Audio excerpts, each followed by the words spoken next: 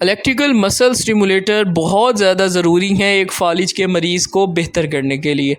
Welcome to our YouTube channel. देखें, इसके अंदर हम इनको DL2 स्टिमुलेटर यानी कि स्ट्रॉन्ग स्टिमुलेशंस दे रहे हैं इनके बाजू के मसल्स को।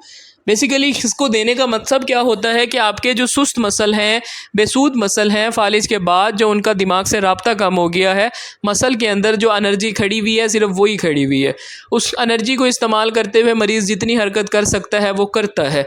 लेकिन हमने क्या करना है कि जब इनको रिहैब कर रहे होते हैं, रिहैबिलिटेशन कर रहे होते हैं, एक पर्सन को इंजरी या किसी भी डिसेबिलिटी से वापस नॉर्मल लाइफ की तरफ लेकर आ रहे होते हैं, तो उसके अंदर हमें डिफरेंट स्टिमुलेशन और डिफरेंट एक्टिविटीज़ और थेरेपीज़ यूज़ करनी पड़ती हैं।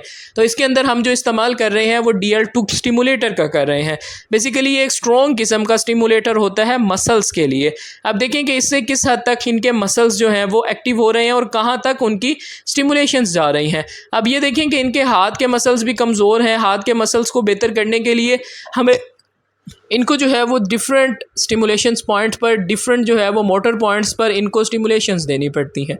इसके अंदर क्या है कि जब हम इनको स्टिमुलेशंस देते हैं तो इनका बाजू हरकत करना शुरू करता है। ये देखें कि अब जो है वो हम इनको डिफरेंट पॉइंट्स पे स्टिमुलेशंस दे रहे हैं। उससे क्या है कि इनके मसल्स के अंदर एनर्जी और चार्ज पैदा होगा।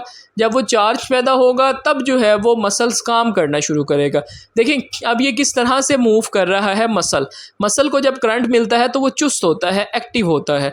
तो हमने अभी फ़िलहाल मसल्स को जगाना है जो मसल्स इनके वीक हो गए हैं। वीक मसल्स को सबसे पहले जगाया जाता है, फिर उनसे एक्सरसाइज करवाकर काम लिया जाता है। अगर आप सिर्फ उनको एक्सरसाइज से काम लेते रहें, उनको जगाएं ना, तब तक आपको कोई फ़ायदा हासिल नहीं होता एक स्ट्रोक पेशेंट की रिकवरी में।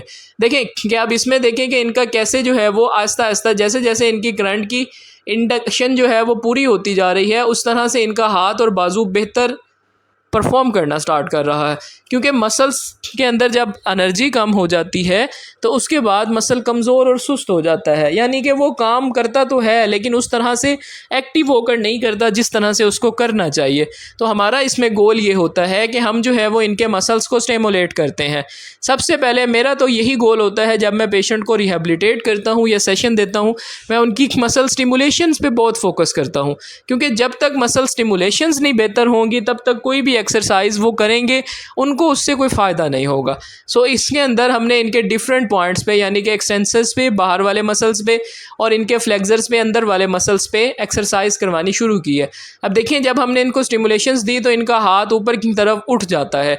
मीन के मसल्स के अंदर करंट आया है और वो करंट जो है वो मसल फील कर रहे हैं। अब हमने इनको कहा कि आप इसको नीचे लेकर आएँ। जब ये देखें पहले इनकी मूवमेंट्स बिल्कुल अंदर की तरफ मुड़ जाती थी, अब ये हाथ जब नीचे कर रहे हैं तो ये सीधा लेकर आ रहे हैं। अब देखें कि हमने इनको मोटर पॉइंट को स्टिमुलेट किया, उसके अंदर क्या है कि इनका हाथ के मसल्स ने रिस्पॉन्स किया, वो सीधा हो गया। अब इनको हमने कहा कि जोर लगाकर इसको वापस लेकर आएँ। बेसिकली इसी तरह हम जो है वो फ्लेक्सियन एक्सटेंशन मशीन के ज़रिए करवाते हैं। कुछ एक्सरसाइज के ज़रिए हम बाजू को इकट्ठा करके सीधा करने की कोशिश करते हैं, कुछ जो है वो हम इनको स्टिमुलेशंस के ज़रिए इकट्ठा करके मरीज़ को फोर्सफुली कहते हैं कि वो इसको नीचे करे। अब देखें कि इसके अंदर भी हमने इनको क्या है कि पॉइंट्स पर स्टिमुलेट किया। देखें अभी हम जैसे इनको स्टिमुलेट कर रहे हैं तो इनकी बॉडी और बाजू रिस्पॉन्स कर रहा है। तो ये रिस्पॉन्स जो है बेसिकली ये बहुत अच्छा इनका है। क्योंकि स्टार्ट में जब बेसूद होते हैं तब आपका बाजू कोई हरकत नहीं करता। जब वो हरकत नहीं करता उसके अंदर कोई चार्ज और करंट ही नहीं होता। तो हम जैसे जैसे अब देखिए कि करंट डिवेलप करवा रहे हैं तो इनका बाजू उठ रहा है, ऊपर की तरफ जा रहा है। मीन के इनके मसल्स जो हैं वो इस करंट को बेहतर ले रहे हैं। तो उसके अंदर क्या है कि हमें इनको मुख्तलिफ़ ज़ावियों पर, मुख्तलिफ़ एंगल्स पर, इनके मुख्तलिफ़ मोटर्स पॉइंट्स पर हमें स्टिमुलेट करना पड़ता है। अब देखें कि आहिस्ता आहिस्ता जैसे जैसे हमने स्टिमुलेट किया इनका बाजू ने उसी तरह रिस्पॉन्स किया। क्योंकि बाज़ दफ़ा क्या होता है कि कुछ पेशेंट्स हमारे पास आते हैं जिन्हें हम अगर स्टिमुलेट भी करते हैं तो उनकी बॉडी इतना रिस्पॉन्स नहीं करती, वो जस्ट एक झटके में होती है। अब देखें इनके हमने डिफरेंट पॉइंट को एकदम स्टिमुलेट करना स्टार्ट किया तो वो पूरे मसल्स एकदम जो है वो एक्टिव हुए। क्योंकि अब इनका मसल्स जो है वो अच्छे कंट्रोल में है। मसल टोन जब अच्छी होगी तो मसल अच्छा परफॉर्म करेगा। सो अभी तक हमने जो है वो इनको once a week twice a week, हफ्ते में 2 दफ़ा या 1 दफ़ा इनको ये DL2 स्ट्रॉन्ग स्टिमुलेशन लाजमी देते हैं। इसको रोज़ की बुनियाद पर भी नहीं देना चाहिए क्योंकि इससे जो है वो मसल्स के ऊपर बहुत ज़्यादा ओवरलोड हो जाएगा। अभी हमने सिर्फ मसल्स को जगाना है। अब देखें कि हमने इनके रिस्ट के मसल्स को और फ्लेक्सर्स जो हैं इनके फोर आर्म के, उनको स्टिमुलेट करना स्टार्ट किया है। उनको स्टिमुलेट करने से क्या है कि जब हम उनको स्टिमुलेट करते हैं तो इनके अंदर के जो मसल्स सख्त हुए होते हैं, ये कुदरती जब स्ट्रोक होता है तो आपके जो कलाई के अंदर के मसल्स हैं वो टाइट होने शुरू हो जाते हैं और वो कलाई को मोड़ना शुरू कर देते हैं। तो अब जो है वो इनके बाहर के मसल्स को हमने टारगेट करके अब अंदर के मसल्स को हम स्टिमुलेट कर रहे हैं। उनको स्टिमुलेट करने से क्या होगा कि वो मसल जो एक जगह पर अपने आप को सख्त किए हुए हैं, उनके अंदर भी थोड़ा सा करंट जाएगा, वो भी ज़रा अपने आप को बेहतर करेंगे। क्योंकि जब करंट जाएगा तो उनके अंदर जो एक अनयूजुअल सा प्रेशर क्रिएट हुआ है वो प्रेशर कम होगा। सो इसके लिए आपको प्रॉपर फिज़ियोथेरेपी करवानी पड़ती है, लेकिन जब आप प्रॉपर तरीके से फिज़ियोथेरेपी करवाते हैं तब आप बेहतर भी हो जाते हैं। फालिज के बाद सबसे मेजर काम होता है कि आप अपनी ख़ुद के काम खुद से कर सकें। जब पेशेंट आके बताते हैं, स्ट्रोक पेशेंट, कि हम खुद से अब ये काम कर लेते हैं, हम खुद से वाशरूम चले जाते हैं, हम खुद से बाहर चले जाते हैं, वो बहुत खुशी का मौका होता है एक फ़िज़ियोथेरेपिस्ट के लिए, क्योंकि वो बहुत मेहनत कर रहा होता है। फालिज का ट्रीटमेंट आसान नहीं है।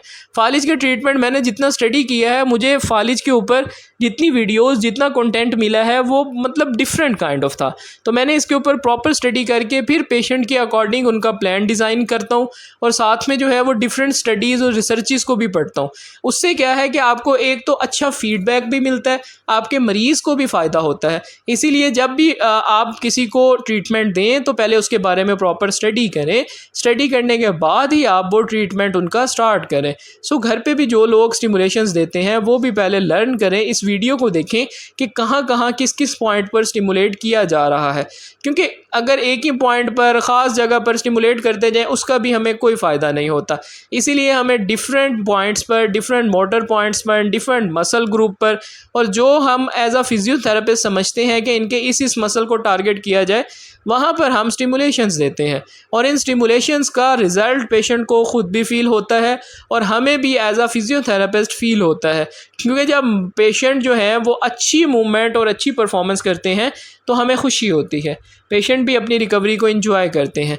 तो अब जो है आज हमने इनको प्रॉपर जो है वो DL2 स्टिमुलेटर पर रखा कि इनकी जो है वो डिफरेंट, हमने मशीन्स कोई इस्तेमाल नहीं की, जस्ट DL2 स्टिमुलेटर दिया ताकि इनको आज इस करंट की जो कमी इनकी बॉडी में है, इनके मसल्स में है, वो पूरी की जा सके।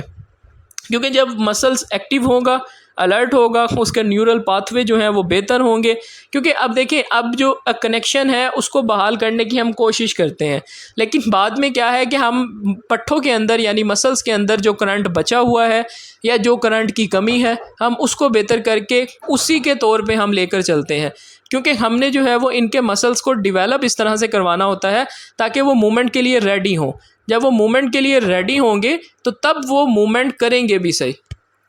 जो भी लोग वीडियो देख रहे हैं वो अगर अपना ट्रीटमेंट करवा रहे हैं तो वो अपनी मसल स्टिमुलेशंस लाजमी लिया करें, क्योंकि मसल स्टिमुलेशन से ही उनके पट्ठे एक्टिव होंगे, जागेंगे, और तब उनको फ़ायदा भी होगा ट्रीटमेंट लेने में। और ये बताइएगा कि आपको हमारी वीडियोस कैसी लगती हैं। अगर आपको कोई मज़ीद इसके अंदर हमें कुछ टॉपिक्स या कुछ अगर आप चाहते हैं कि किसी कंडीशन पर, डिज़ीज़ पर या किसी ख़ास सिम्टम्स पर बनाई जाए वीडियोस, तो वो आप लोग कमेंट कर सकते हैं। इंशाल्लाह मैं कोशिश करूँगा कि उसके ऊपर मैं वीडियो बना दिया करूँ। सो आप ये बताइएगा कि आप वीडियो कहाँ से देख रहे हैं। Thank you so much for watching.